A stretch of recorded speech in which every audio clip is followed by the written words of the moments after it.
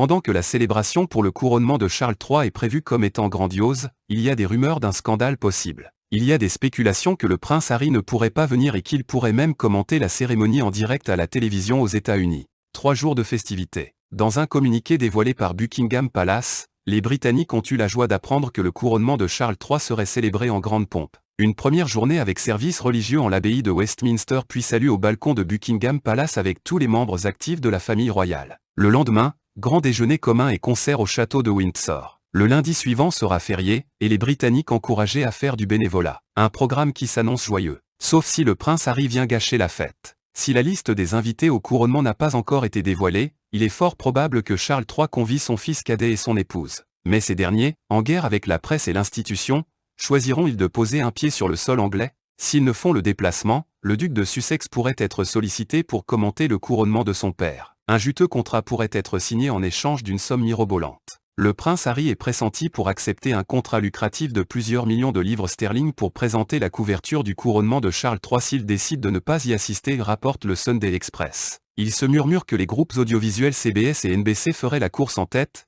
cherchant à tout prix à intégrer la famille royale exilée en Californie dans leurs équipes de journalistes. CBS avait diffusé l'interview explosive des Sussex avec Oprah Winfrey, mais également un entretien du prince Harry venu faire la promotion de ses mémoires dans l'émission à succès 60 minutes. Les patrons des chaînes espèrent qu'il ne partira pas et sont prêts à payer une somme importante, à 7 chiffres, pour obtenir l'un des plus grands coups royaux de tous les temps, rapporte le Sunday Express. Un nouveau roi qui se fait couronner pendant que son fils en exil commente tranquillement la cérémonie sur son fauteuil serait du jamais vu. Un carton d'audience assuré. Un coup dur pour Charles III, les 3 jours de festivités autour de son couronnement étant imaginés pour remonter le moral de la nation. Le sien serait plombé si son fils acceptait de s'afficher au même moment sur les écrans de télévision.